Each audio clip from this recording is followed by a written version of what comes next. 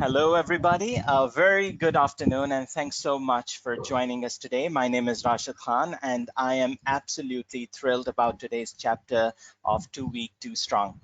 So we've been doing a number of webinars to train you on various skills and tools, but today we will be purely focusing on how to gain mental and emotional strength and craft a winning mindset.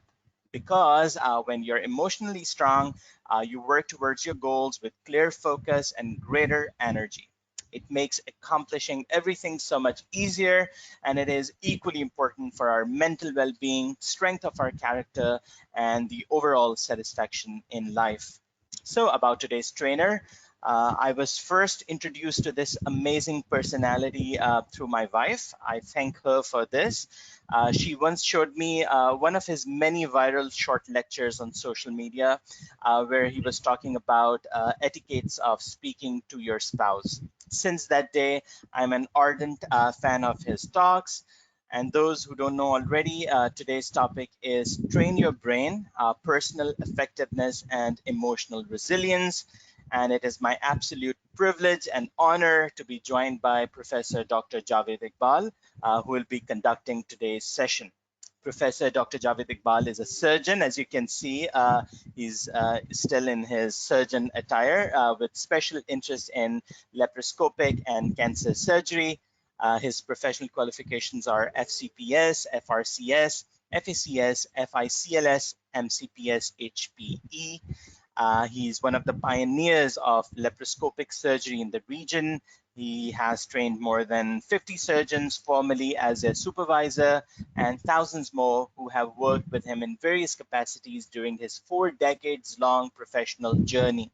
He's an official mentor of Royal College of Glasgow and international course director of American College of Surgeons for Advanced Trauma Life Support, which is ATLS.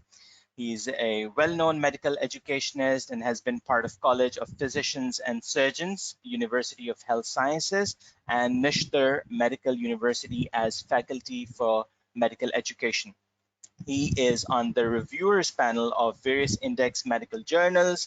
He has more than 25 research publications to his credit, along with a book on surgery entitled The Operative Surgery. He is a published poet, interestingly, a short story writer, critic, and a broadcaster. His current areas of efforts are teaching and training of soft skills at various national and international fora. He's very active on social media, and his team runs a very well subscribed YouTube channel covering versatile topics and interests. He is regularly being invited on national and international TV shows for his intellectual contribution. He is an influential speaker. Millions of people are getting benefit from his videos on medical education, FCPS training, parenting, relationship, human well-being, and various other social issues. So in the best interest of time, without further ado, I now very respectfully invite Dr. Sahab to please take over. Assalamu alaikum, Dr. Sahab. Can you hear me?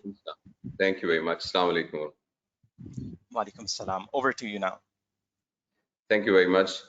You know, when your introduction is such an elaborative introduction, that puts you in a very, very awkward situation, because now for the rest of the time, you have to prove that whatever has been said was at least partially true. So that puts me in a very, very tough situation. But anyhow, and my apologies for being in an operation theater attire, because today was my operation list, and then I had to squeeze this time in between. The other important thing which I want to share with you is that, as I know, all of you are very educated people, and all of you are very successful people. All of you are those who are high achievers. Now, when someone is successful, someone is high achiever, someone is on executive post, and he has attained an intellectual level of a significant standard, then he has an idea in his mind that, after all, I have achieved all this because of what I am. As a result, whatever I'm doing is correct. As a result, he thinks that this is the right way, because this right way has brought me to this level. And there is no harm in it. This is absolutely true as well. anything which has worked for you and brought you to this level is definitely something which is time tested. So before starting my talk, especially with people of your caliber, I would just like to say that I value and I respect whatever you already know. I really value and respect and give it a great regard, all your knowledge, all your understanding, all your value system, right? And I have no intention at all to somehow ask you to totally change it. What I'm going to share with you is just my perception related to this topic. There will be a responsibility on me, and I will request you that there will be a responsibility on, on myself, and there will be a responsibility on you. While we are conducting this session, my responsibility will be that whatever I'm going to tell you, that has to be truth. Obviously, you will say that we have not asked you to tell us lies, so it goes without saying that whatever you have to tell, it has to be truth. But why I said is that truth has to be my truth. In most of us, in the lives of most of us, we speak a truth, but this is someone else's truth. Something which Allama Iqbal experienced, something which was the real life picture in Quaid-e-Azam's mind, or Sheikh Sadi's mind, or Maulana Room's mind, that was truth, but that was their truth. What truth I'm talking about is actually what will be my truth. And my truth will be one which I have experienced it, as my personal experience, not just, I'm not going to tell you something which is part of my memory, which I've read from the book, and then I would like to reproduce it to you. Because in my whole journey, I have just found that if we say something which is just our memory based, excuse me, 111444 is the password, 1114. If we just talk about those things which are just part of our memory, they just remain at our cognitive level. But if we talk something which is actually part of our understanding and part of our behavior, then that thing actually affects people. This is one thing. The second thing is that a humble request to you is that whatever I'm saying, I'm not asking you to just accept it blindly, but I'm just asking you to please kindly think about it. And if you think that you can mix it with your pre-existing experience and knowledge, and this can help you to really develop a little different thought process which is more positive, then you must try it. Another thing, last thing before we can start the actual talk, is that I understand that most of us understand Urdu. My experience is, although I've been teaching in Australia and I'm teaching to all foreigners and conducting all foreign courses in English language, but I think if all of us understand Urdu, it is always better to talk in our mother tongue, because no matter how fluent we are in our language, but there is no alternate to a mother tongue. So I will be using Urdu as well, or there is a very nice term coined by one of our friends. I will be talking in Inglu or Urdish, right? So thank you very much. Now, see, I'm asked to just talk about that, how we can handle our emotions and how we can just develop our emotion in such a way that it makes our life very effective and very productive. Now, before that, we have to understand little bit about the humans.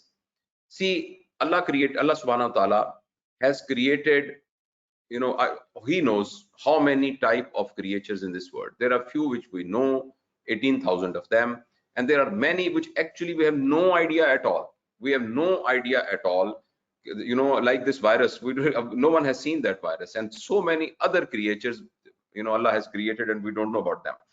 Out of them, humans are unique. As we speak now, why they are unique? Excuse me, is it okay if I talk to Urdu? Dr. Saab, this is absolutely fine. Everyone understands Urdu. Everyone understands. There's not a single person who cannot understand Urdu. Is that right? जी पाकिस्तान के हैं सारे हमारे participant आज, और हमें comments पर भी बता रहे हैं कि Urdu is fine. Thank you very much. Ji, thank you very much. Right. I mean, I'll be more comfortable. Although we can continue with English, but लेकिन हम मेरा ख्याल में ज्यादा बेहतर रहेंगे. अच्छा, देखिए, मैं आपसे ये अर्ज करना चाह रहा हूँ कि जितने भी मखलूकात यहाँ मौजूद है, उन तमाम मखलूकात में से humans are different because humans have got different aspects of the life. All animals, all plants, and everything other than humans, they have got one aspect which is called physicality. और वो ये physicality हमारे साथ share करते हैं। एक bacteria की एक physicality है, उसकी एक वॉल है और उसकी सेल वॉल है, उसके अंदर चीजें पड़ी हुई हैं। एक जो दरख्त है उसकी एक physicality है, जो बाकी जानवर हैं उन सब की physicality है। इसी तरीके से हमारी भी एक physicality। अच्छा, और ये सारी फिजिकलिटी उसी तरीके से बायोलॉजी के, केमिस्ट्री और फिजिक्स के कवानीन के मुताबिक चलती है। हमारा जो लोकोमोटिव सिस्टम है वो फिजिक्स के कवानीन के तहत चलता है, और जो हमारा बाकी सिस्टम है वो केमिस्ट्री के कवानीन और बायोकेमिस्ट्री के कवानीन और बायोलॉजी के कवानीन के तहत चलता है। अच्छा, हैरानी की बात यह है कि as far as this aspect of the humans are concerned, जितने भी और इंसान हैं, यानी जितने भी और जानदार हैं, वो सारे के सारे इस एस्पेक्ट में ह्यूमन से ज्यादा सुपीरियर है। अब आप देखिए ना, ये अपराइट पोस्चर की वजह से ह्यूमंस ने अपने ऊपर ऐसी मुसीबत डाली हुई है कि almost everybody has a back एक व्हेन ही क्रॉसेस 40 साल की उम्र जब वो क्रॉस कर जाता है। इसके अलावा बाकी जितने इफेक्टिव हैं वो 4 लिम्ब के ऊपर चलने की वजह से उनकी मैकेनिक्स यानी हमसे बहुत ही ज्यादा एफिशिएंट है। यानी चीता हमसे तेज भाग लेता है, ये गायें बकरियां वगैरह अपने पोस्चर की मेंटेनेंस हमसे ज्यादा बेहतर तरीके से कर सकती हैं। अच्छा, दूसरा हमारा जो खाने का निजाम है वो खाने का निजाम बहुत एफिशिएंट नहीं होता, इसलिए कि हम अपने डिजायर के तौर पर खाना खाते रहते हैं। जानवरों का digestive system is perfect, you know, when they are full, when they are not hungry, when their appetite is satisfied, आप एक तिनका भी उनके मुंह में नहीं डाल सकते।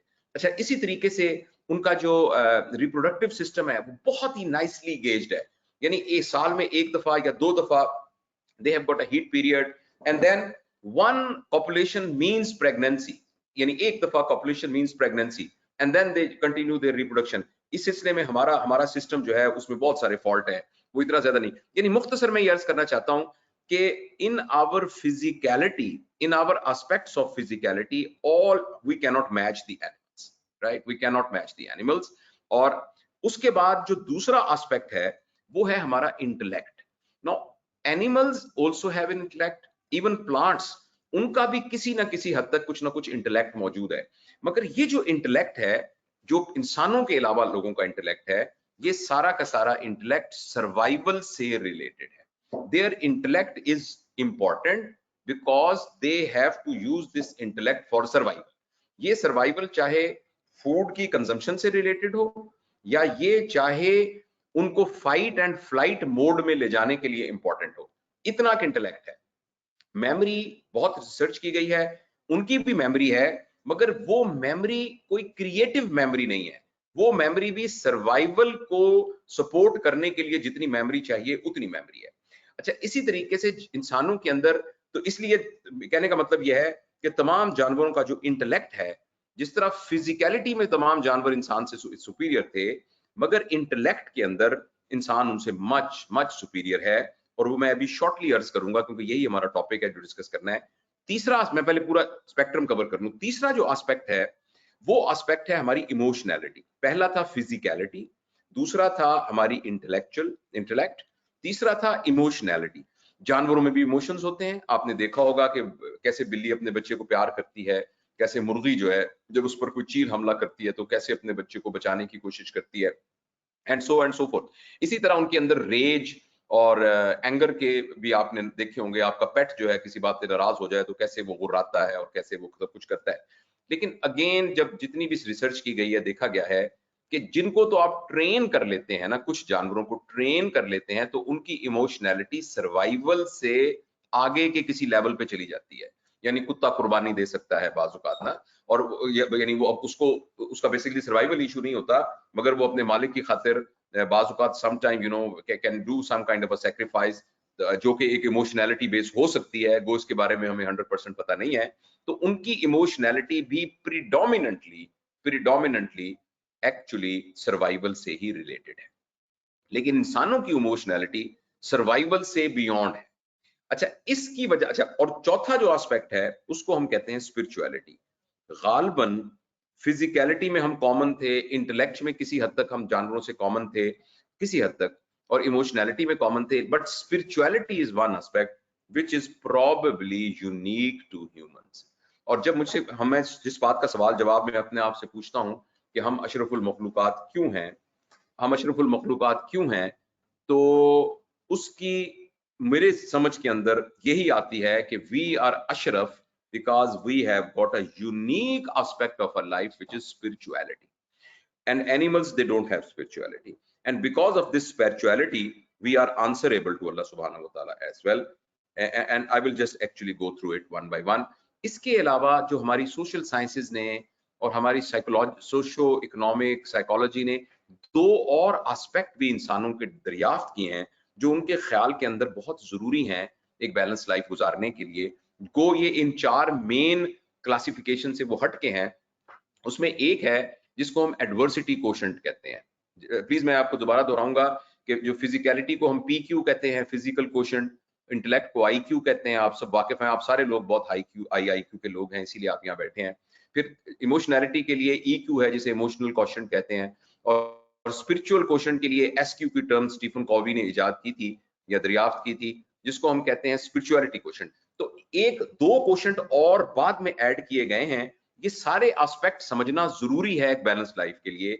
उनमें से एक एस्पेक्ट है जिसका कहते हैं एडवर्सिटी कोशेंट। उसका मतलब ये है कि जब इंसान के ऊपर कोई एडवर्स हालात आए और उसको चैलेंज आए या स्ट्रेस आए, तो उसमें कितनी ताकत है उसको हैंडल करने की। एडवर्सिटी कोशेंट एक कैलकुलेटिव आउटकम है एक्चुअली IQ और EQ की डेवलपमेंट का, लेकिन चूंकि इसको अलग से बताया जाता है तो मैंने सोचा मैं इसका जिक्र करूं। और जो एक अगला एस्पेक्ट है, हो सकता है वो आपके प्रोफेशन से इसका बहुत ताल्लुक हो, और अब वो कहते हैं कि कम से कम बच्चों की ट्रेनिंग के अंदर ये ऐड करना चाहिए, उसको FQ कहते हैं, विच इज फाइनेंशियल कोशेंट। गो ये इंटेलेक्ट का एक छोटा सा पार्ट होगा, लेकिन आजकल की कॉर्पोरेट वर्ल्ड के अंदर और कंज्यूमर सोसाइटी के अंदर गालबन इसको अलग से सीखने की जरूरत है, विच मीन्स कि शुरू में ही हम बच्चों को ना फाइनेंशियल लिटरेसी उसके अंदर पैदा कर दें कि उनको ये पता लग जाए कि पैसे कैसे कमाए जाते हैं, कैसे खर्च किए जाते हैं, कैसे प्रिजर्व किए जाते हैं, और कैसे इन पैसों को हैंडल किया जाता है। तो ये एक ओवरऑल एक स्पेक्ट्रम है, यानी in other words you can see me screen के सामने, तो आप ये समझ सकते हैं कि मैं एक्चुअली एक बंदा जो आपको नजर आ रहा हूं, मैं एक्चुअली चार हूं, मैं चार हूं। यानी मेरी एक फिजिकलिटी है, मेरा एक इंटेलेक्ट है, मेरी एक इमोशनैलिटी है और मेरी एक स्पिरिचुअलिटी है। बाकी दो मैंने बता दिए हैं, वो इन्हीं के ही बाई प्रोडक्ट हैं। इसीलिए आप भी अभी इमीडिएटली इमेजिन करें अपने आप को, just start imagining yourself that I am a physical being, I am an intellectual being, I am an emotional being and I am a spiritual being. अच्छा, इन चारों के अंदर अगर बैलेंस नहीं होगा तो हमारी ये नहीं कि हम सरवाइव नहीं करेंगे।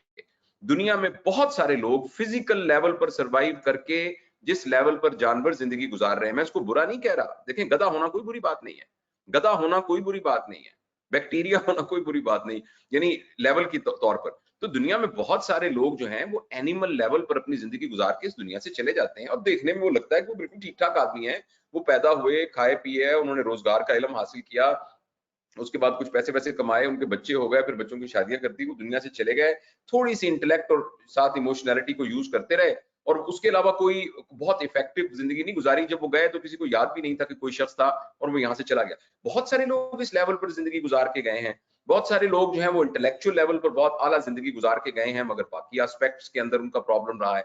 तो हमारी आज की इस गुफ्तगू में यह है कि बेसिकली किस तरीके से हम इनके दरमियान में एक बहुत ही अच्छा सा बैलेंस रख लें।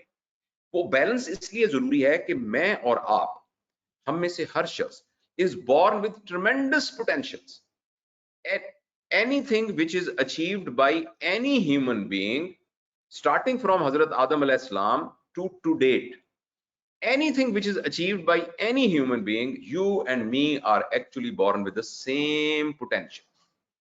और मैं अपने रिलीजियस यानी एक बिलीफ सिस्टम की वजह से ये कहता हूं कि except of becoming a profit, you can become what ever any body has ever become. अच्छा, अब ये जो इतना जबरदस्त इम्कान है मेरे और आपके अंदर, इतना जबरदस्त पोटेंशियल मौजूद है कि मैं K2 पे चढ़ सकता हूं, मैं माउंट एवरेस्ट पे चढ़ सकता हूं, मैं कुछ भी इजाद कर सकता हूं, मैं क्वांटम फिजिक्स के उसूल सीख सकता हूं, मैं कोई मुराकबे के जरिए से पता नहीं क्या अचीव कर सकता हूं, मैं राइटर बन सकता हूं, मैं एथलीट बन सकता हूं, मैं फिजिशियन बन सकता हूं, मैं पूरा रिफॉर्मर बन सकता हूं, पता नहीं क्या बन सकता हूं। ये जो सारे पोटेंशियल हैं, ये सारे potential are there, but they are in the form of a seed. They are there. अगर कोई कहे कि एक छोटे से बीज के अंदर बरगद का पूरा दरख्त मौजूद है, तो ये बात गलत नहीं है, लेकिन बरगद के दरख्त को एक्सप्लिसिट फॉर्म के अंदर और एपरेंट फॉर्म में निकलने के लिए उसको अनवेल करना पड़ेगा, उसको एक खास तरीके से नर्चर करना पड़ेगा, उसको अंडरस्टैंड करना पड़ेगा, तो फिर वही बीज जो है वो बरगद का पूरा दरख्त बन जाएगा। तो लिहाजा जब तक हमें अपने इन चारों एस्पेक्ट्स का क्लियरली नहीं पता चलेगा और हमें पता नहीं चलेगा कि मैंने इसको किस तरीके से इस्तेमाल करना है, तो उस वक्त तक हम अपने पोटेंशियल को पूरे तरीके से दुनिया में एग्जिबिट ही नहीं कर सकते। लिहाजा मेरा ख्याल है 10 मिनट हो गए, अब मैं एक एक करके इनकी बात करूंगा, but I will dwell more on emotionality and intellect, क्योंकि वो हमारे टॉपिक से ज्यादा करीब है। मगर जैसे मैंने आपको अर्ज किया, इनको इन आइसोलेशन नहीं स्टडी किया जा सकता। जब तक हम अपनी जिंदगी के इन चारों एस्पेक्ट्स को एक बैलेंस्ड वे के साथ समझेंगे नहीं, हम इनको नहीं, चारों को नहीं कर सकते। तो let me start from one by one. देखिए, जो हमारी फिजिकलिटी है ना, इसका सिंपल सा मतलब ये है कि मैं एक सेहतमंद इंसान हूं। अच्छा, सेहतमंद इंसान होने का मतलब ये है, उसके चार बातें हैं मेरे लिए। जो मैं खाता हूं वो करेक्ट होना चाहिए। नंबर 2, मेरा स्लीप का पैटर्न खराब नहीं होना चाहिए। Number 3, maintenance of my body requires daily exercise. And number 4, मैं स्ट्रेस फ्री लाइफ गुजारूं। ये 4 टाइम टेस्टेड एविडेंस बेस्ड बातें हैं जो हमारी फिजिकलिटी को गारंटी करेंगी। अलबत्ता 2 चीजें बीच में ऐसी आ सकती हैं कि जो कि तमाम एहतियात के बावजूद हमारी फिजिकलिटी को अफेक्ट कर सकती हैं। एक तो है हमारा जेनेटिक बैकग्राउंड, लेकिन मैं आपको यकीन दिलाता हूं, ये जेनेटिक बैकग्राउंड की वजह से किसी को कोई ड्रास्टिक एलिमेंट होना, इसके इम्कानात 1 to 5% है।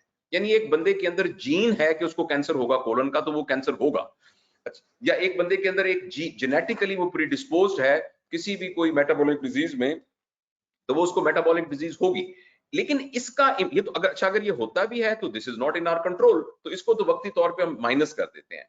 बाकी 95% of the time our physical well-being actually is revolving around these 4 things, right. और फिर किसी वक्त इंशाल्लाह अजीज मौका मिला तो मैं इस पर एक्सक्लूसिव बात करूंगा। अब हम शिफ्ट होते हैं। इसके लिए एक तो याद मैं सिर्फ ब्रीफ बता दूं। पहली बात यह है कि जो हम खाएं वो ऑर्गेनिक होना चाहिए, जो हम खाएं वो प्लांट सोर्स का होना चाहिए, जो हम खाएं वो बेसिक फूड होनी चाहिए, कॉम्प्लेक्स फूड नहीं होनी चाहिए। मुख्तसर अल्फाज में anything which comes out from plant यानी पौधे and not is made in plants यानी फैक्ट्रियां is actually a good food. Number 1, कितना खाना चाहिए? Most of us eat much more than what is required. कितनी दफा दिन में खाना चाहिए? Most of us keep on eating all the time. 2 times a day is a good pattern for food. दरमियान में आप थोड़ा सा एक स्नैक ले लें, जो कि कोई फ्रूट्स वगैरह बायोलॉजिकल चीज हो थोड़ी सी। Otherwise if we just balance our diet twice a day. मुझे किसी ने बताया, एक आलिम ने, कहने लगे कि मैंने एक हदीस शरीफ में पढ़ा है कि जन्नत में 2 दफा खाना मिलेगा। तो it was really very fascinating to know कि जन्नत में भी पैटर्न यही है कि 2 दफा खाना मिलेगा। बीच में फल तोड़ के जो मर्जी आप खाते रहें, वो तो जो आपकी मर्जी होगी वो आप करेंगे। जन्नत में आपकी ख्वाहिश और मर्जी पूरी होगी। और तीसरा यह है कि खाना कब खाना है, कब नहीं खाना।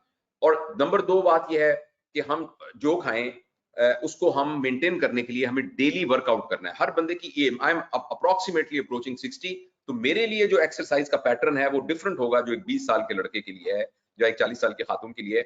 But we have to have a daily workout, और वो हम सीख सकते हैं। तीसरा, एक साउंड कंफर्टेबल स्लीप होनी हमारी बहुत जरूरी है। मैं आपको यकीन दिलाता हूं कि sleep is not a passive activity in our life. हमारी गलत फहमी है। स्लीप इज इवन नॉट, अगर आप कहेंगे पैसिव का ऑपोजिट होता है active, so sleep is an active period, ये भी गलत है। Sleep is a super active period. आपने सारा दिन खास तौर पर फिजिकल एग्जॉशन जो की और खास तौर पर मेंटल एग्जॉशन की, सारा दिन आपने डाटा इकट्ठा करके पूरे दफ्तर में फाइलें बना ली अपने दिमाग में। But when you sleep, these files are organized into different schemas, different shells. पूरी जो आपका मेमोरी प्रोसेस के अंदर, इमेजिनेशन के अंदर वो तमाम चीजें इन प्लेस हो रही होती हैं, और ये काम स्लीप के दौरान होता है। और इसी तरीके से जो आपकी फिजिकल एनर्जीज जो है उनको जो रिप्लेनिश करना है वो स्लीप के टाइम पे होता है। तो sleep is a whole full science. कब सोना है, कितना सोना है, किस वक्त सोना है, कौन सा बेस्ट टाइम है, जो चूंकि हमारी आज की उसमें नहीं है, मैं आपको सिर्फ चलते हुए ये सिर्फ बता रहा हूँ कि हमें अपने स्लीप के ऊपर। और चौथा ये है कि लाइफ को स्ट्रेस लेस होना चाहिए। स्ट्रेस के ऊपर लंबी बात करेंगे, लेकिन आप ये चारों बातें फिलहाल ये याद रखें कि अगर हम अपने खाने पे ख्याल रखें, अपनी स्लीप पे ख्याल रखें, अपनी एक्सरसाइज के ऊपर ख्याल रखें और अपने आप को हत्तुल इम्कान स्ट्रेस फ्री गुजारें, तो हम ये कम से कम गारंटी कर सकते हैं कि 25% ऑफ माई पोटेंशियल उसको एग्जिबिट करने के लिए मैंने तैयारी कर ली है। जो काम मेरी 25% मेरे अंदर से जो मैंने निकाल के कोई बनना है जबरदस्त महान कलाकार, तो मैं उसमें से 25% मैं कर चुका हूं। जब आप ये कर लेंगे, उसके बाद जो अगला 25% है वो हमारा इंटेलेक्ट है। इंटेलेक्ट के बारे में बहुत जरूरी है ये समझना, intellect is not synonymous with memory. अगर आप एक बच्चे को नंबर देते हैं ना A+A++, आप उसको नंबर दे रहे होते हैं उसकी मेमोरी के। ये बताओ कि टर्की का दारुल हुकूमत कौन सा है, ये बताओ न्यूटन के 3 कानून कौन थे, ये वाले। अच्छा ये बताओ what is the theory of relativity of Einstein, वो ये वाली थी। अच्छा okay, tell me which this principle of economics, वो ये बताओ काइबर क्या होता है, ये बताओ ये क्या होता है। तो we actually are giving him marks for his memory, और उसकी बेस पे हम उसके IQ को डिटरमिन करते हैं। जिस इंटेलिजेंस की मैं बात कर रहा हूं वो उससे थोड़ी सी मुख्तलिफ है। और आप प्लीज, आई एम श्योर कि मैं मोनोटोनस टोन में मुसलसल बोल रहा हूँ, और जिस तरह रेडियो पे खबरें पढ़ते होते हैं, तो वो हो सकता है आप में से कुछ लोग ना अब एक बोरियत की फेज में चले गए हों कि ये कंटिन्यूस। तो मैं चाहूंगा कि आप प्लीज, चाहे आप बोर भी हो रहे हो, मे भी 2-3 अपनी बॉडी को ट्विस्ट कर लें, जरा उठ के खड़े हो जाएं, बैठ जाएं, क्योंकि मैं I want just to please give me your 100%, ताकि हम इस बात को ना मैं एक्सप्लेन कर सकूं आपसे। वो ये बात है कि देखिए, जानवरों की इंटेलिजेंस जो है वो सारी की सारी लम्हाए मौजूद में है। सामने से दुश्मन ने हमला किया तो उसने उसको रिटेलिएट किया, थोड़ी सी मेमोरी उसके पास पहले मौजूद है कि ये वाला दुश्मन होता है तो इसको मैंने बचाना है। इसी तरह उसको कहीं फूड नजर आई तो उस फूड को देख के, जैसे मैंने आपसे अर्ज किया था कि this is actually survival related.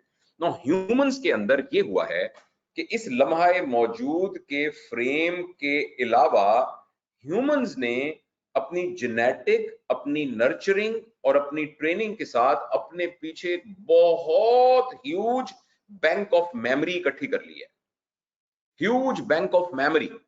अच्छा, इसके अलावा जो हमारा फ्रंटल ये फ्रंटल प्री फ्रंटल लोब है ब्रेन का, ये जो कुछ जानवरों में नहीं होता, बंदरों में थोड़ा सा होता है।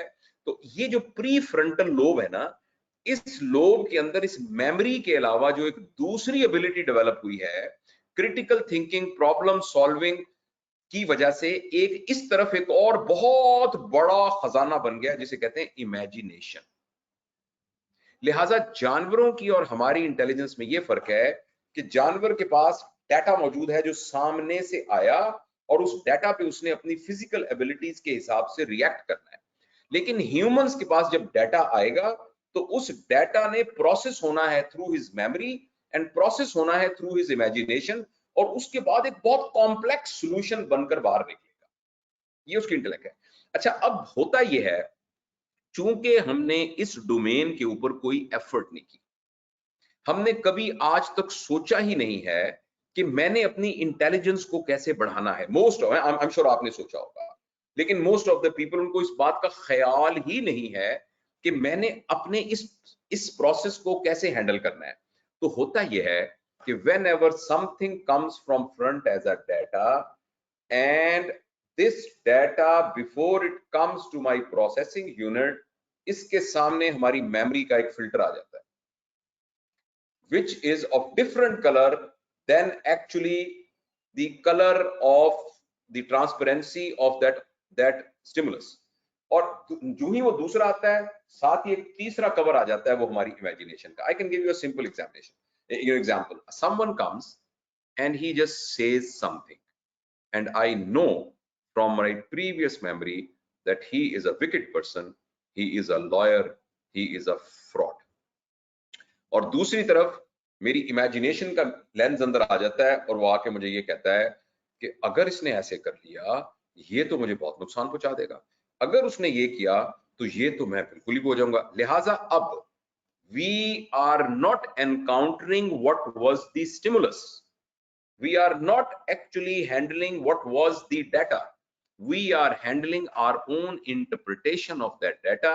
और वो जो हमारी इंटरप्रिटेशन है, यानी बाहर एक सीन था, उस सीन की वजह से हमारे दिमाग में एक स्टोरी बन गई। Now this story, whether this story will be a horror story, whether this will be a comic story, whether it will be a classic story, whether it will be a romantic story, whether it will be a cartoon story, that actually is not dependent upon the stimulus. It will be dependent on whatever story we have made in our mind, depending upon our memory, bank of memory, and our our potential of imagination. Now they just combine together and make a story, and now we address that story. As a result, हमारा जो assessment होती है वो rational नहीं होती, वो non judgemental नहीं होती, वो बायस होती है। मैंने ये बात आपसे करते हुए मुझे जब ये बात पता लगी, मेरा दिल ना दुख से भर गया जब मुझे ये बात मैंने सीखी। मुझे किसी बुजुर्ग ने ये बताया, जो हमारे उस्ताद थे, उन्होंने कहा आपको पता है कि सारी जिंदगी हम कभी भी लोगों से कोई बात ही नहीं करते। मैंने कहा ये क्या बात हुई? उन्होंने कहा इसलिए कि हम उस जो बंदा हमारे सामने खड़ा है हम उससे बात तो नहीं कर रहे होते, हम तो उस बंदे की जो पिक्चर हमारे जहन के अंदर है हम उससे बात कर रहे होते हैं। इसीलिए एक बॉस जब चेयर पे बैठा होता है तो जब एक पियन आकर कोई बात करता है तो आप एक्चुअली पियन से तो उस शख्स से तो बात नहीं कर रहे हैं, आप तो उस शख्स की जो इमेज हमारे जहन में बना हुआ है, I mean physical, emotional, intellectual, spiritual image, हम उसके हिसाब से उसको बात करते हैं। So when your boss will be coming, you are actually not talking to that person, you are talking to his image in your mind, इसीलिए आप उससे बात करते हैं। इसीलिए कमरे में बैठे अचानक अस्सलाम वालेकुम जी मैं मिनिस्टर हूं फलां का, एकदम हम उठ के खड़े हो जाएंगे क्योंकि immediately we have an image of that minister. मेरा मतलब हो सकता है हम ना भी खड़े हो, वैसे मेरा कहने का मतलब था कि समवन यू नो जिनका हमारे ज़हन के अंदर ये इमेज बना हुआ हो तो हम उसके मुताबिक उठ के खड़े हो जाएंगे। तो इसलिए जो इंटेलेक्चुअल वेल बीइंग है वो है कि समहाउ हम इस मेमोरी और इस इमेजिनेशन के ट्रैप में ना आए। मैं इसको दोबारा दोहराता हूं, हम इमेजिनेशन और मेमोरी के ट्रैप में ना आए बल्कि इनको इंस्ट्रूमेंट्स के तौर पर यूज करें। They are very sharp dissecting instruments but they should only be kept in our hand when they are needed. देखिए छुरी चाहिए जब आपने सेब को काटना है, जब आप उसको काटेंगे ब्यूटीफुली सेब कट जाएगा, लेकिन चूंकि छुरी बहुत जबरदस्त सेब काटती है तो मैं सारा दिन छुरी को हाथ में लेके बैठा रहूं, मैं टॉयलेट में भी छुरी को साथ लेके जाऊं, मैं अपनी बेडरूम में भी छुरी को साथ लेके जाऊं, मैं जिम में भी अपनी छुरी को साथ लेके जाऊं, तो that will be a stupidity. But unfortunately all of us will do this stupidity. We always keep our past with us and always keep our future which is imagination with us in order to handle the issues। मैं इस बात लंबी हो रही है और थोड़ी boring भी हो रही है, मुझे अंदाजा हो रहा है, मैं इसको खत्म करता हूं इमोशनैलिटी पे जाने से पहले कि इंटेलेक्ट की डेफिनेशन ये है मेरे ख्याल के अंदर, अगर आप डिक्शनरी में भी देखेंगे ना, ऑक्सफोर्ड डिक्शनरी में ये होगा possession of the abilities in terms of knowledge, skill and attitude to make someone able to handle the problem। ये इंटेलिजेंस की डेफिनेशन है। पंजाबी में बड़ा समझ कहते हैं मौके नू संभालना। अगर हम मौके को संभाल सकते हैं इसका मतलब है वी आर इंटेलिजेंट पीपल। लिहाजा अब सब हम अपने गिरेबान में झांक के देख लें कि क्या जब भी कोई प्रॉब्लम हमारे सामने आता है तो हम नॉन जजमेंटल, अनबाइस्ड होकर प्रॉब्लम को उसकी ऑब्जेक्टिविटी के ऊपर असेस करके कंक्लूजन निकालते हैं, या उस प्रॉब्लम को मेमोरी से ब्लेंड करके, बाइस करके और इमेजिनेशन का उसको कलर देने के बाद एक बाइस्ड ओपिनियन के साथ उसको करते हैं। और इस सारे को हम ट्रेन कर सकते हैं बड़े आराम से। और जो ट्रेन करने में, अब बहुत लंबी इसके ऊपर पूरी 2 दिन की वर्कशॉप है, लेकिन हमने चूंकि आगे बढ़ना है, आई होप कि मैं अपना मैसेज कन्वे कर सका हूं। मैं 15 सेकंड में समराइज करता हूं ताकि हम सारे एक पेज पे हों। अभी तक मैंने आपको ये बताया है कि हमारी फिजिकलिटी के लिए 4 चीजों का ख्याल रखा जाएगा तो 25% हमने अपने आप को कवर कर लिया है और हम इंशाल्लाह उस वाले एस्पेक्ट के ऊपर अपने पोटेंशियल को एक्सरसाइज करने की पोजीशन में होंगे। और दूसरा 25% हमारी इंटेलिजेंस है। मैंने थोड़ा सा डिफाइन करने की कोशिश की है कि मेरी अंडरस्टैंडिंग इंटेलिजेंस के बारे में क्या है। फिर मैंने आपको बताया कि हमारी इंटेलिजेंस का बेस्ट यूज तब होगा जब हम लम्हा मौजूद में रहेंगे और जब भी हमें डाटा मिलेगा हम उस डाटा को पास्ट और फ्यूचर को, मैं ये नहीं कह रहा उसको यूज नहीं करेंगे, obviously we will use our memory, we will use our, लेकिन हम उनको बायस नहीं करेंगे, उसको लेंस, उसके उस रंग का लेंस नहीं अंदर लेके आएंगे जिससे वो डिस्टॉर्ट हो जाए। तो ये अगर हम करेंगे तो हर minute to minute problem, day to day problem, month to month problem के अंदर हमारी जो best ability of problem solving, critical thinking है ना, वो हमारी एक्सरसाइज होगी। मैं अब तीसरे एस्पेक्ट में जाने से पहले सिर्फ आपको थोड़ा सा बताना चाहता हूं कि इसके लिए क्या एक्सरसाइज की जाए, आखिर अपने आप को इस तरह करने का क्या तरीका है। तो उसके लिए एक टूल है जिसे हम कहते हैं प्रैक्टिसिंग हाउ टू फोकस। हम माजी में जाते ही तब हैं जब हम आउट ऑफ फोकस हो जाते हैं, हम फ्यूचर में जाते ही तब हैं जब हम आउट ऑफ फोकस हो जाते हैं। देखिए, आप मेरे सामने आए, मैं आपसे बात कर रहा हूं और उस वक्त में फोकस का मतलब यह है कि just I am listening you, I am looking at you, I am just assimilating each and every word which you are saying and I'm actually trying to understand what you are saying। and उसके बाद मेरे सारे हवास जो हैं वो open है, मैं आपकी आंखों को भी देख रहा हूं, आपकी बॉडी की मूवमेंट्स को भी देख रहा हूं, अगर आप रेस्टलेस हैं तो वो भी देख रहा हूं, अगर आप खुश हैं तो वो भी देख रहा हूं, and continuously I am devoted to you. This is what is called focus. और मैं आपको बहुत यकीन से कहता हूं, आप पूरी दुनिया का एनालिसिस करके देख लो, बहुत थोड़े लोग होंगे कि जिनको ये स्किल एज अ स्किल उन्होंने सीखी होगी। मैं आपको एक छोटा सा गुर इसका बता देता हूं। सिंपल सा इसका गुर ये है कि आप 10 मिनट सुबह, 10 मिनट शाम आराम से बैठ जाएं, कोई भी टाइम अपना देख लें और उस टाइम में आपने ये करना है कि आपने कुछ नहीं करना। Just don't do anything, just let the life happen to you. एक पोस्चर में बैठ जाएं एंड डोंट डू एनीथिंग। अच्छा, ये डोंट डू एनीथिंग की आप स्टेज अचीव कर लेंगे, लेकिन उससे लेकिन शुरू में नहीं होती। तो उसके लिए कुछ लोगों ने कुछ स्किल्स, टूल्स बताए हैं। उसमें सबसे मुरवजा जो टूल है ना, वो ये है कि अपने सांस को देखते रहें। मैं इसको रोज करता हूं, इसलिए मेरे लिए बहुत आसान है आपको ये बात समझाना कि आप ना जस्ट बैठ के देखते रहें कि सांस अंदर आ रहा है, सांस अंदर जा रहा है। मैं आपको यकीन दिलाता हूं 1 मिनट के बाद आप एकदम, आपका दिमाग इधर जाएगा, उधर चैटर करेगा, लेकिन आप कोई बात नहीं, करने दें एंड स्टार्ट प्रैक्टिसिंग इट। ये छोटी सी एक एक्सरसाइज होगी फोकस करने की, और इसका मैं मजीद तफसील में आपको नहीं जाता। बहुत सारी, Vipassana is an technique, yoga is a technique, the different techniques, meditation, मुराकबा, मैं उनकी तफसील में नहीं जाता। मैं आपको एक हम्बल सा ये बताता हूं कि आपने मेरी खातिर, अपनी खातिर भी दिन में 20 मिनट निकालने हैं। अलार्म लगा लें साइड पे, 10 मिनट कोशिश करें कि आप कुछ ना करें। देन जो मिरेकल प्रोड्यूस होगा वो आप उसके खुद विटनेस होंगे, मैं आपको उसके बारे में नहीं बताता। एक बात। दूसरा ये काम करें कि आपके जितने भी मुतल्लिकीन हैं, दिन में आप एक बंदे के बारे में ये फैसला कर लें कि जब कभी भी मैं इससे मिलूंगा तो मैं उस वक्त कम से कम मैं इसकी बात को पूरी तवज्जो से सुनूंगा। Like I know you will smile when I say that best person is the spouse. आप फैसला करें कि जिस वक्त मैं अपनी बीवी से बात कर रहा हूँ ना, उस वक्त मैं सिर्फ अपनी बीवी से बात कर रहा हूँ। लेकिन अगर आपकी जिंदगी में कोई और इस तरह का, may be your boss, may be your son, may be your friend, एक आदमी के बारे में फैसला कर लें कि जब मैं उससे बात कर रहा हूँ तो जस्ट मैं कुछ और नहीं करूंगा। This will be a starting point, और आप देखिएगा कि आपको कुछ अरसे के बाद और लोगों के साथ भी फोकस डेवलप होना शुरू हो जाएगा। I would have not be saying it if I have not been experiencing it myself। तो ये तो थोड़ा सा है इंटेलेक्ट के बारे में। अब जो तीसरी बात है, जो अगर हम ये सब हम, यानी आप देखिए, हमारी सेहत अच्छी हो जाए और हम फोकस करना सीख जाएं, यानी मैं जस्ट खाना खाने लगा हूं तो मैं खाने पे फोकस कर रहा हूं, मैं इस वक्त आपसे बात कर रहा हूं तो आप पे फोकस कर रहा हूं, जब मैं अपने बेटे के साथ बात कर रहा हूं उस पर फोकस, जब नमाज पढ़ रहा हूं, ये करने लग जाएं तो 50% इम्कान ये है कि अब हमारे पोटेंशियल जब निकलेंगे तो इंशाल्लाह उनसे ब्रिलियंस प्रोड्यूस होगी।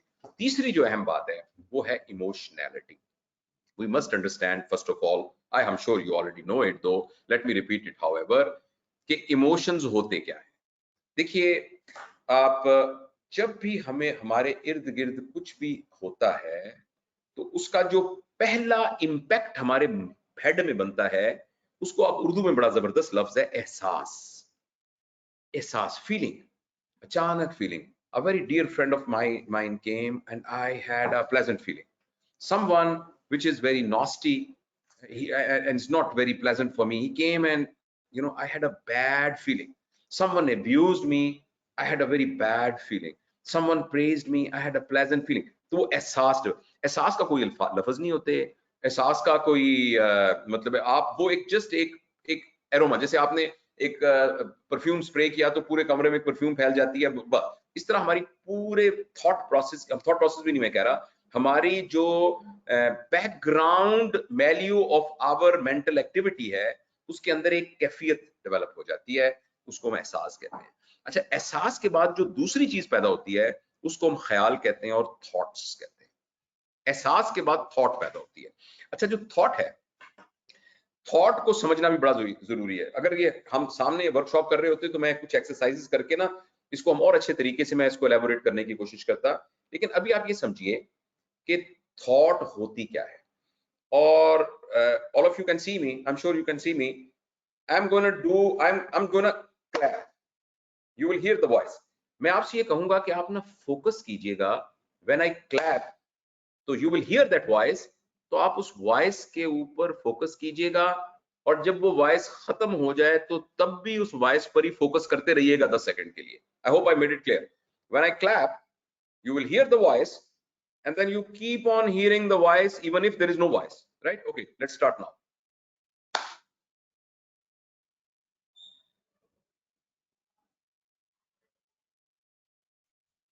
Right, so if you have actually faithfully done it, आपने ये देखा होगा कि इस 5 या 7 सेकंड के अंदर आपके जहन में कोई ख्याल नहीं था, यू आर टोटली थॉटलेस, इसलिए कि आपकी पूरी तवज्जो वो एक हाइपोथेटिकल वॉइस को सुनने में लगी हुई थी। ये मैंने इसलिए किया आपको बताने के लिए कि thought is actually a talk in our head और an image in our head. अगर हमारे दिमाग में कोई इमेज बना हुआ हो तो ये थॉट है, या हमारे दिमाग के अंदर कोई टॉक चल रही हो तो ये इसको हम ख्याल कहते हैं।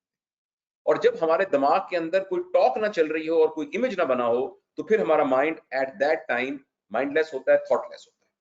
अच्छा, थॉट, जो भी थॉट है, if you consider it as an object, every object has a shadow, every object has a shadow.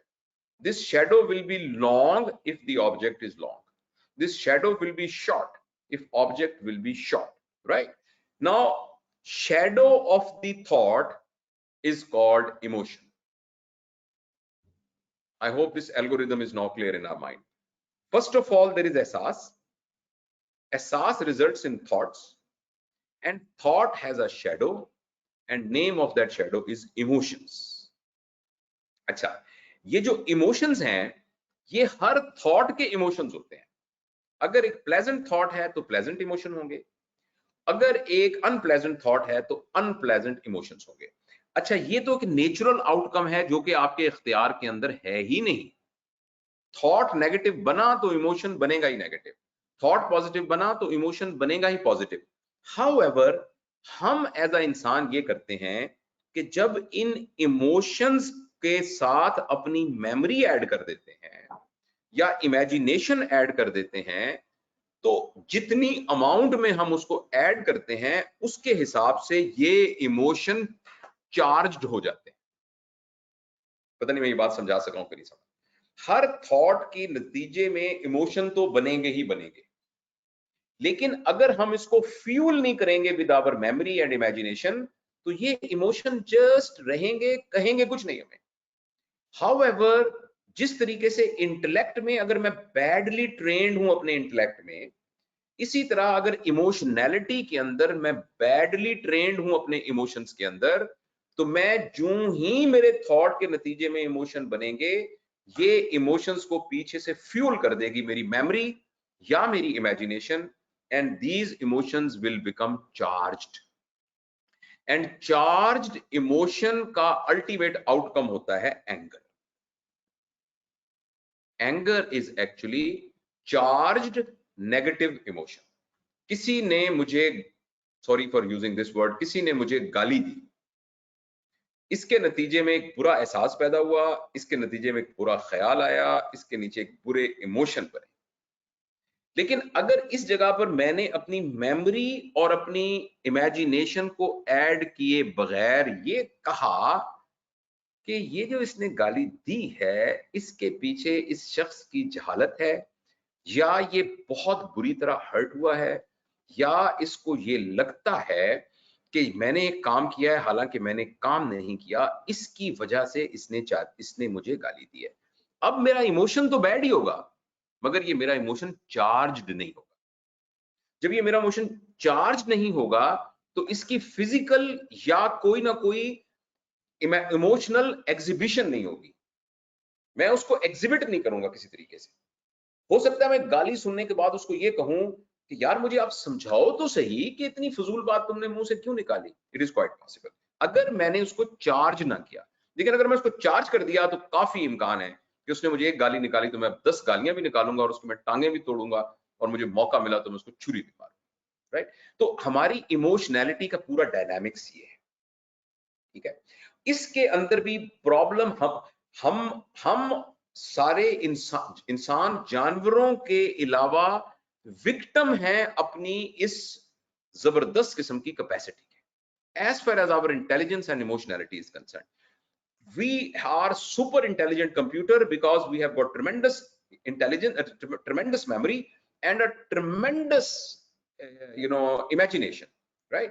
And we are emotional beings because we have got a tremendous thought process which can generate emotions, and these emotions, if they are actually on the positive sides, they can actually create wonders. And all the wonders which have been created by any human being up till now is actually based upon this tremendous potential that their thought process can imagine intense emotions which can actually create a fire in them which can actually change the whole world. But problem is here that we are victim of our this potential, that those two important fuels which actually has to generate our engine to produce a speed actually charge our negative emotions. As a result we become what we are now, which is anger. अच्छा, अब इसका क्या करें? Time चूंकि थोड़ा है, I hope कि मैं एक ओवरव्यू आपको दे सका हूं कि इमोशनैलिटी होती क्या है। अब करें क्या? अब करना यह है कि जिस वक्त हमें एहसास होगा, ये तो हमारे कंट्रोल में नहीं है, जब ख्याल आएगा उसके नतीजे में इमोशंस डेवलप होंगे। तो पहला तो यह है कि हम ख्याल के लेवल के ऊपर ही यहां ब्रेक लगा लें, थॉट्स के लेवल पर ब्रेक डालें। और मैं अभी थोड़ी देर में टेक्निक भी बताऊंगा कि थॉट को करने की क्या टेक्निक होती है। थॉट के लेवल को हम एक लगा लें। अच्छा, फर्ज करें अगर थॉट के लेवल पर हम नहीं ब्रेक लगा सकते तो फिर ऑब्वियसली एक इमोशन डेवलप होगा, वो नेगेटिव हुआ तो नेगेटिव होगा, पॉजिटिव। अगर जो लोग अपने ख्याल के लेवल पर ही कर लेते हैं, यानी यही आर्गुमेंट कर लेते हैं, यानी अचानक ख्याल आया कि ये शख्स बहुत बुरा है, तो लेकिन इतने ज्यादा वो ग्रूम्ड होते हैं कि वो उसी लेवल पे कहते हैं यार इसको मैं क्यों बुरा कह रहा हूं, अगर ये बुरा है तो 10 बुराइयां तो मुझ में भी है। दूसरी बात यह है कि जिन सर्कमस्टांसेस के अंदर ये बड़ा भला है उसमें बेचारा ऐसे ही हो गया तो बड़ी गनीमत है, तो उसकी क्या बुरा। तो आपने अब इमीडिएटली अपने ख्याल के लेवल पर ही उसको ब्रेक लगा ली, तो आपकी इमोशंस, वो जाहिर है emotions as I have told you already is a shadow of your thoughts, तो वो शैडो ही वो अच्छा वाला बनेगा। लेकिन अगर फिर भी शैडो इमोशंस के नेगेटिव बन जाएं तो एक दूसरे लेवल पर ब्रेक लगाई जा सकती है, वो ये है कि अब हम इसको चार्ज ना होने दें, इसकी मेमोरी इसके अंदर ना आने दें। उसके लिए जिस तरह मैंने आपको इंटेलेक्ट के लिए वो टेक्निक बताई थी, मैं आपको, वैसे तो ये बहुत बड़ा टॉपिक है लेकिन मैं आपको मोटी मोटी 2-3 टेक्निक्स जो मैं और आप यूज कर सकते हैं। वो एक टेक्निक ये है कि एक वर्ड है, 2 वर्ड है आप याद रखिए, फीलिंग एंड थिंकिंग।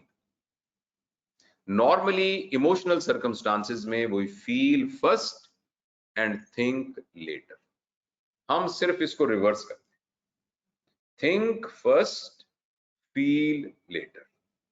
थिंकिंग के लिए हमें टाइम चाहिए।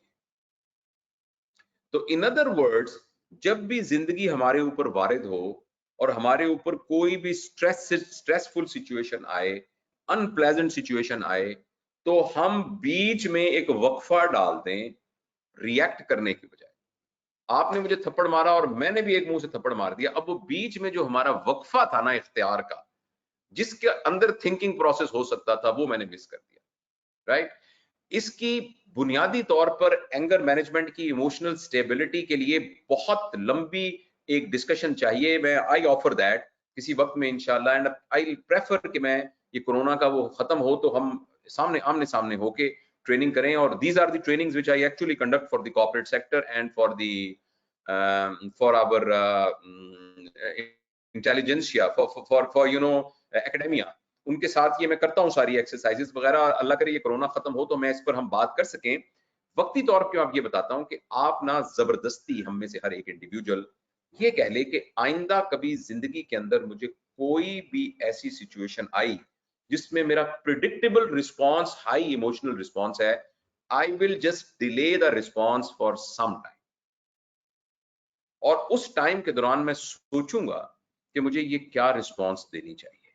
ये वैसे मुंह से निकालने में बड़ी आसान बात लगती है, बहुत मुश्किल है, लेकिन अगर मैं और आप सिर्फ इस एक स्किल को मास्टर कर लें कि मेरे बेटे का रिजल्ट मेरे कार्ड हाथ में आया, उसमें लिखा है FFFF1D, एक मिनट मैं जरा सोच लूं कि मुझे इस सिलसिले में क्या करना है। ओके, मैं जरा गौर कर लूं, मैं जरा सोच लूं। आप देखिएगा, सिर्फ ये आपका थोड़ा सा अपने माइंड को इस तरह करने से ही आपका आउटकम में जमीन आसमान का फर्क पड़ जाएगा, जमीन आसमान का फर्क पड़ जाएगा। इसी तरीके से कोई और अचानक आपकी गाड़ी लगी, आप अपनी नई गाड़ी पे जा रहे थे, सामने से लड़के ने मोटरसाइकिल मार दिया। एक मिनट मैं जरा सोच लूं कि मुझे इस वक्त क्या करना चाहिए, इस वक्त मेरे पास क्या क्या ऑप्शंस हैं। एक ऑप्शन ये है कि मैं उतर के इस लड़के के मुंह पे थप्पड़ मारने शुरू कर दूं, इसको ठुड्डे मारूं। एक ऑप्शन ये है कि मैं पुलिस को बुला लूं। एक ऑप्शन ये भी है कि मैं देखूं कहीं इसकी टांग तो नहीं टूट गई बेचारे की। एक ऑप्शन क्या है, एक ऑप्शन क्या है, तो जस्ट एक आप ये काम फिलहाल एक बीच में ऐड कर दें कि think first and feel later. तो आप देखिएगा कि आपकी इमोशनैलिटी एकदम अलाइन हो जाएगी।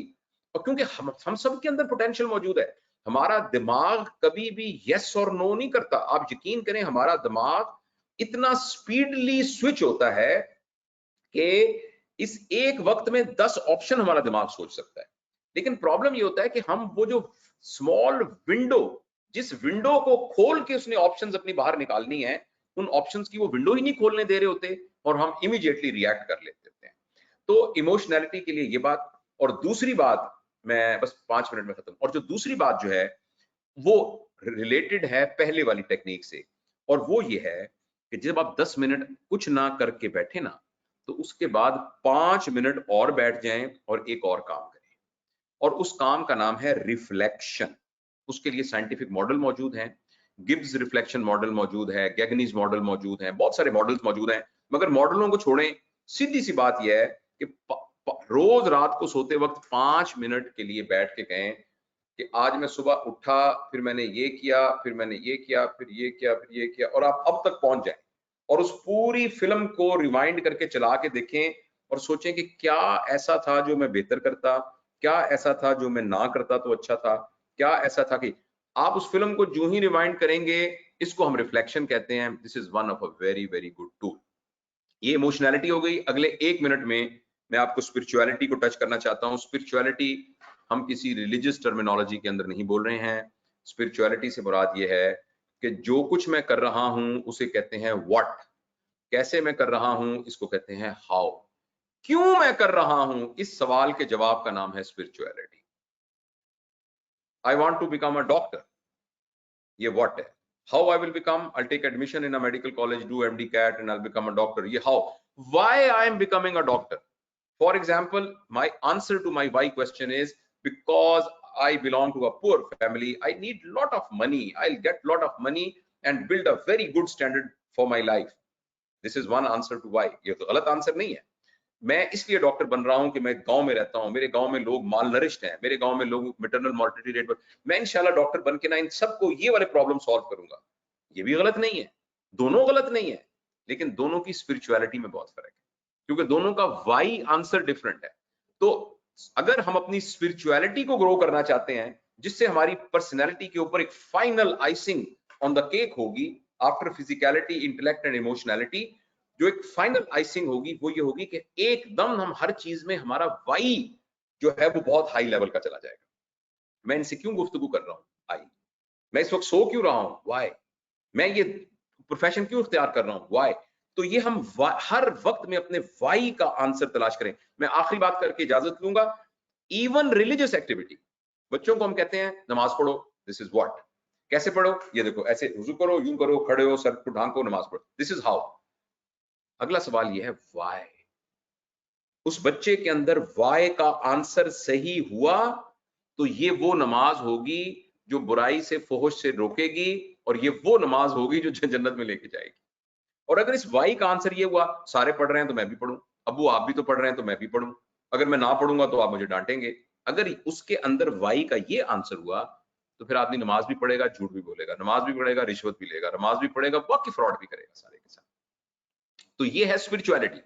तो in summary, if we want to actually use our 100% potential जिसके साथ अल्लाह पाक ने हमें पैदा किया है, we must understand our physicality, we must understand our intellect, we must understand our emotionality, and we must get the why answer in each and every act. नहीं मैं कह रहा, each and every breath of our life, because life is nothing but breath. Thank you very much. Thank you very much, Dr. Saab. That was truly an insightful session. Thank you so much for your time and efforts. Do we have time for a couple of questions, or I think we have 10. We have 10 more. एक minute hold कीजिएगा. List कितने में शुरू करनी है? आ गए वो लोग सारे? निश्चित. Okay, उनके will start at 15 मिनट बाद. We have 10 to 12 minutes. Sure. So I'll start reading the questions for you. We have a question from Muhammad Yasir. Dr. Saab, being a trained auditor, we learn to be professionally skeptical. Somehow, somewhere we cross limit, and this training and habit of being skeptical starts becoming counterproductive in our professional and personal lives. Any advice? Thank you very much. You know, I was principal of Quaid-e-Azam Medical College, and an audit team used to come. So I could feel कि वो जो skepticism आप कह रहे हैं कि वो क्या होती है. देखिए, हमारे अपने अंदर ही ना एक बैलेंसिंग एटीट्यूड होता है. Being a professional, आपको डेफिनेटली स्टिंजेंटली स्केप्टिकल होना चाहिए, लेकिन उस स्केप्टिकिज्म के अंदर एक रियलिज्म, एक मोरालिटी और एक एथिक्स और एक ह्यूमनिज्म को ऐड करना चाहिए. ये तो आपकी जॉब है. फर्ज करें आपको नजर आ रहा है कि ये वाली रसीद मौजूद नहीं थी, जबकि ये रसीद मौजूद होनी चाहिए थी, जो जस्टिफाई करती है कि ये परचेज सही हुई है कि नहीं हुई है. ठीक है ना. अब ये आपका काम है कि उसको पॉइंट आउट, वो उसको ढूंढना है. तो आपको बिल्कुल 100% इसी तरह होना चाहिए, लेकिन उसमें आप ये 4 फ्लेवर, और ये फ्लेवर बड़े सब्जेक्टिव है, ये ऑब्जेक्टिव फ्लेवर नहीं है. ये मैं आपको 2 और 2 4 करके, आपका काम 2 और 2 4 है, लेकिन साथ आप एक ह्यूमन बीइंग भी तो है ना. तो आपने उस 2 और 2 और 4 को तो खराब नहीं करना, मगर उसके अंदर देखना है कि किस जगह पर 2 और 2 6 है और किस जगह पर 2 और 2 1 है. मैं आपको मिसाल देता हूं. मैंने अपने बेटे को कर्जा दिया, वो मैंने 100 रुपए दिए, तो अब उसने मुझे 100 रुपए देने थे. मैंने कहा यार तुम मुझे 80 रुपए दे दो. अब हालांकि ये तो ठीक नहीं है. मैंने अपने बेटे को पैसे देने थे 1000 रुपया, तो फिर मुझे ख्याल है, मैंने कहा तुम यार 2000 ही ले लो. अब 1000 और 1000 तो 1000 होता है, 2000 कहां से आया? ये जो दरमियान में खाली जगह मैथमेटिक्स के उसूल के अगेंस्ट, ऑब्जेक्टिविटी के अगेंस्ट, ये 20 रुपए 40 रुपए जो एक्स्ट्रा ऐड हुए हैं ना, 200-300 रुपए, इसका नाम है सब्जेक्टिविटी और इसका नाम है ह्यूमनिज्म, मॉरल एथिक्स, रियलिज्म. और जिंदगी रियलिस्टिक होके गुजरती है, इसमें कोई शक नहीं. जिंदगी गुजरती है ऑब्जेक्टिव होकर 2 और 2 4 के साथ, लेकिन जो रिश्ते हैं और जो हमारी as a human, as a community जो हमारी वेल बीइंग है, उसमें कभी 2 और 2 100 भी हो सकते हैं और कभी 2 और 2 आधा भी हो सकता है। I hope I have conveyed it. तो आप बिल्कुल कानून को वायलेट ना करें, लेकिन उसके अंदर moral, ethics, humanism and realism उसको आप ऐड करें। मैंने जान के ना इसमें ये नहीं कहा कि इसमें आप जो हैं एक डिविनिटी ऐड करें, इसलिए कि मेरा तजुर्बा ये है कि एक जमाने में मैं छोटे छोटे टॉक्स करता था ना, तो मैं ये हमेशा रेफरेंसेस इस्लाम के देता था, अल्लाह पाक का नाम लेता था। मैं उसका खुद बड़ा कंज्यूम, मैं अभी भी वुजू से बैठा हुआ हूँ, मैं उसका खुद मैं कंज्यूम करता हूँ। लेकिन मैंने देखा कि हमारी बात जो है ना, वो दुनिया में जब पहुंचती है ना, बहुत सारे लोग हैं जो जिनका फेथ सिस्टम टोटली डिफरेंट होता है, राइट? जिनका तो हम उनको क्यों एक्सक्लूड करें अपनी इस डिस्कशन से? तो मेरे सवाल का यही जवाब है। Thank you very much. Very aptly explained. We have a question from Muhammad Anas Khan, and there are actually many questions on sleep. Muhammad Anas is a student. So the question is it okay to disturb your sleep pattern during exams, and what will be the consequences? And he is asking for an explanation, and what will be, as we can see from the examples of prophets and Islamic history, all the great people, they would sacrifice their, they would burn the midnight oil to achieve something big, or to worship. And there's a similar question from Maria. So Maria's question is, lack of sleep is a major issue for me. It affects my work, health, and mood. So kindly guide regarding that. I think sometimes I require more sleep than normal, 6 to 8 hours. What should be done? Right. So thank you very much. Actually, there are multiple questions.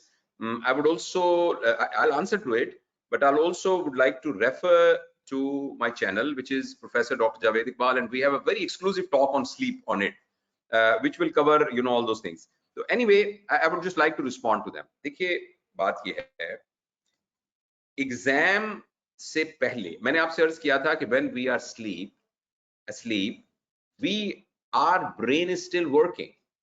And our brain is compiling all those files in an organized manner or in a subtle manner. You have an exam in the morning. For the last so many months and days and weeks you are studying. Even last day you spend about 10 hours in studying.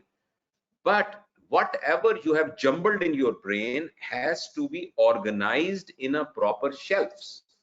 That will require sleep. See, you must have seen ladies' bag, big bag. Every ladies have got bags and there are multiple, partitions in it. If I give a key to them, you just put it in the bag.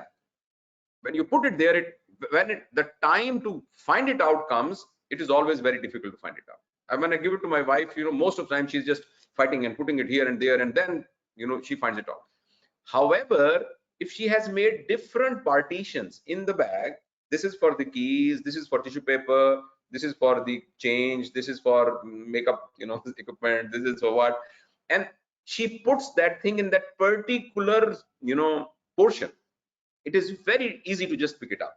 I can give you with the strong responsibility that if you don't sleep well before your exam, knowledge in your brain is all crumbled, they are present all haphazard. By chance you may find that knowledge, but otherwise you require a lot of cognitive energy to bring that knowledge out. But if you have a good 8-hour sleep before your exam, your knowledge is all organized. This is evidence based, this is proof. This is one. दूसरा सवाल था कि जो हमारे अंबिया रात को उठते थे, और तो उस सिलसिले में वासिफ अली वासिफ साहब हैं, एक मशहूर उनका एक शेर है, याद रख उसको खुद को भी ना भुला, निस्फ शब जाग निस्फ शब सो जा। बात यह है कि आदमी है तू नहीं है किसी का रब, सो जा, याद रख उसको खुद को भी ना भुला, निस्फ शब जाग निस्फ शब सो जा। ये जो जागना है ना, ये जागना असल में उस जागने से बहुत मुख्तलिफ है जो हम व्हाट्सएप के ऊपर रात को 1 बजे तक जाग रहे होते हैं। ये जागना उस जागने से बहुत मुख्तलिफ है जिसके अंदर हमने 11 बजे खाना खाने के बाद फिर एक टीवी की वीडियो देखकर, मूवी देखकर फिर हम सो के 2 बजे सो रहे होते हैं। ये जागना उस जागने से बहुत मुख्तलिफ है। तो इस जागने के बारे में हम कभी बात कर सकते हैं। सोने के सिलसिले में मुख्तसर है, बस तो इसको छोटे उसमें समाप्त नहीं किया जा सकता। आइडियली ये है कि हम तकरीबन 8 बजे से पहले पहले डिनर कर लें, और हमारे डिनर और सोने के दरमियान में 2.5 घंटे का वक्फा होना बहुत जरूरी है। लिहाजा अगर आप 10 साढ़े 10 बजे सोएंगे तो आपका जो खाना है, आप you will not be hungry but you will be empty stomach, and this is the ideal way to sleep empty stomach. अच्छा, अब आप जब 10 बजे सोएंगे तो अब उसके बाद आप 11 12 1 2 3 4 5 देखिए 7 आवर्स, तो मुनफजर का टाइम इतने बजे होता है, 7 hours if you have an uninterrupted sleep, by that time when you wake up you will be totally बिल्कुल आप, आपकी एनर्जी दोबारा ऊपर आ चुकी होगी। दूसरी बात यह है कि अगर फर्ज करें आपकी जॉब की नौयत इस किस्म की है कि जिसमें आपको रातों को जागना पड़ता है, तो फिर ऑब्वियसली आपको एडजस्ट करना पड़ेगा। और तीसरी जो अहम बात यह कि जैसे जैसे हमारी उम्र बढ़ना शुरू हो जाती है तो फिर हमारा स्लीप का ड्यूरेशन कम होना शुरू हो जाता है। उसमें एक सिर्फ बात याद रखनी चाहिए, more important is restfulness than actually sleep. हमारा प्रॉब्लम जब हम सो नहीं रहे होते तो वो ये हो रहा होता है कि हम रेस्ट पोजीशन में नहीं होते, रेस्ट पोजीशन में होते। अगर हम फर्ज करें सो भी नहीं रहे और हम रेस्टफुलनेस के अंदर हैं तो वो भी स्लीप को कॉम्पनसेट कर देती है। तो ये बिट्स में मैंने थोड़े से आंसर आपको दिए हैं, बाकी इंशाल्लाह फिर कभी तफसील से बात करें। Sure, thank you very much. We'll take the last question, and as you mentioned, if people are interested in to learn more about sleep or any other topic, they can go to your YouTube channel and subscribe, and watch whenever they have time. So we have a And question it is free. which is And it is free. and it is free of cost. Perfect. So unbiased opinions would not be possible without knowing ourselves, and to know ourselves we need to know our subconscious actions and beliefs. What are the best ways to explore and know about subconscious? Right. See, if you want, आपका नाम क्या है? Sorry, I forgot. I'll have to. My name is Rashid, but the person who's asked this question is Umar. Umar, okay. Rashid, if I want to know you, I have to be with you, right? And when I will first meet you, maybe we just meet to meet in a park, and just I found you sitting close to me in a bench, so I'll be very formal. I'll say assalamu alaikum, my name is Javed, aapka kya naam is? Rashid. Oh, very nice, very nice. What did you do? I'm doing the okay. And do you look neighbor, do you live here in neighborhood? Yes. Okay, fine. I come here for the walk daily. I hope you're fine. I'll immediately not start asking what are your beliefs. I'll not start asking about your personal life. I'll not do that. Achha, next day again I found you over there, so I'll be a little more frank and I'll just ask from you, okay, are you married? Oh, how many children you have? I have got 4 children. And suddenly a time may come that after some time all of my life will be open to you and all of your life will be open to me, and we will be thick friends and we'll be looking after each other. This is how normally happens. Unfortunately, Javed Iqbal has not done this with Javed Iqbal. Javed Iqbal has never spared a time to sit with Javed Iqbal to understand. Whenever we are talking about ourselves, we are actually just defending ourselves. If we're just talking to someone and someone tells us something, our energy is to defend ourselves. And when we are alone also, we also make a strategy that how I can make my image in other one's eyes as a clear image. That is a problem. Many of us actually are 50, 60, 40, whatever age, they never spend a single second with them. So in order to know ourselves, we have to sit with ourselves. And again, let me tell you, there are few things which you can only experience, you cannot learn. If you ask me to just explain what is the taste of a mango, you cannot learn it. You have to taste it and you feel it. Please just start sitting with yourself 20 minutes a day. Just start sitting with yourself and don't do anything. I can share it with my own personal, with a very humility and humbleness. I would say you will start seeing miracles when you really know that who Javed is. Initially, it will be very difficult. After 5 minutes, you would like to just disconnect this meeting because you see the ugly part of Javed Iqbal. But then you will start finding, when you start seeing कि Javed Iqbal तो झूठ बोलता है, जावेद इकबाल तो ऊपर से कुछ और है, अंदर से कुछ और है, ये लोगों के सामने तो इतना बड़ा स्पीकर बना हुआ है, खुद अपनी जिंदगी के हालात तो उसके ये है। जब इस तरह की अपनी रियलाइजेशन उसको होनी शुरू होती है, आहिस्ता इसको पता लगना शुरू होता है, उसके बाद उसकी अपने साथ दोस्ती शुरू होती है, फिर उसको एक रियल पिक्चर पता लगनी शुरू होती है। मैं आपसे अर्ज करना चाहता हूं, इसका कोई क्विक फिक्स नहीं है। लोगों ने 70 साल तक इस पे गुजारे। अल्लाह के नबी को भी गारे हिरा पे जाके मेडिटेशन करनी पड़ी है। हजरत मूसा भी पता नहीं 40 दिनों के लिए कहाँ चले गए थे। ठीक है, दुनिया में जितने बड़े आप देख लें, बाबा गुरु नानक भी छोड़ के चले गए थे, गौतम बुद्ध भी चले गए थे। यानी हमारे नबी पाक सल्लल्लाहु अलैहि वसल्लम भी नबूवत से पहले बाकायदा अकेले में बैठ के अपने साथ कुछ वक्त गुजारते। उस वक्त तक तो कोई वही भी नहीं उतरी थी। उस वक्त तक तो उनका पूरी तरह तारुफ, उनको एक खुदा के बारे में उनके जहन के अंदर एक जरूर एहसास तो हर चीज तौहीद का होगा, लेकिन एक्चुअली थ्योरेटिकल तो उनको उस वक्त किसी ने कुछ बताया भी नहीं था। तो वो क्या कर रहे थे वहां बैठे हुए? वो बैठे हुए अपने आप को डिस्कवर कर रहे थे, अपने आप के साथ, और उसके साथ एक जो ना डिवाइन के साथ एक कनेक्शन डेवलप कर रहे थे। हम हमारा 24 घंटे में से कितना वक्त है जो अपने साथ और डिवाइन के साथ गुजरता है? तो मुझे बताइए कि उसमें से फिर हमें क्या पता चलेगा अपने बारे में? कुछ भी नहीं पता चलेगा। You have to spend some time with us. Spend time with ourselves. Thank you very much, Dr. Saab, for spending time with us. It was an immense pleasure. On behalf of everyone at ACCA, I thank you, and inshallah we will be in touch, and we will continue to engage with you and benefit from your knowledge and wisdom. So thank you, everyone. Any last goodbye message that you want to convey, Dr. Saab? Thank you very much. Please मुझे अपनी दुआओं में याद रखिएगा, और हम सब, और मेरी ये दुआ है कि आप खास तौर पर, आप और हम सारे ऑर्डिनरी लोग नहीं हैं, हम सब के सब एक्स्ट्रा ऑर्डिनरी हैं। एक्स्ट्रा ऑर्डिनरी का मतलब ये होता है कि जैसे शुगर, एक्स्ट्रा शुगर, इसका मतलब है उसके अंदर शुगर ज्यादा होती है।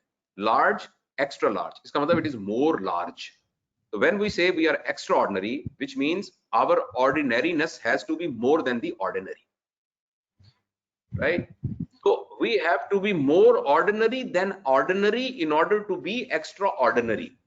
And in order to bring a change in your organization, in your family, in the world, in your country, in your society, we have to behave extraordinarily. That is my last message. Thank you very much, Dr. Saab. With this extraordinary comment, we say goodbye to everyone, and thank you very much for joining us today. The recording will be emailed. Have a good day. Bye-bye. Thank you. Allah Hafiz.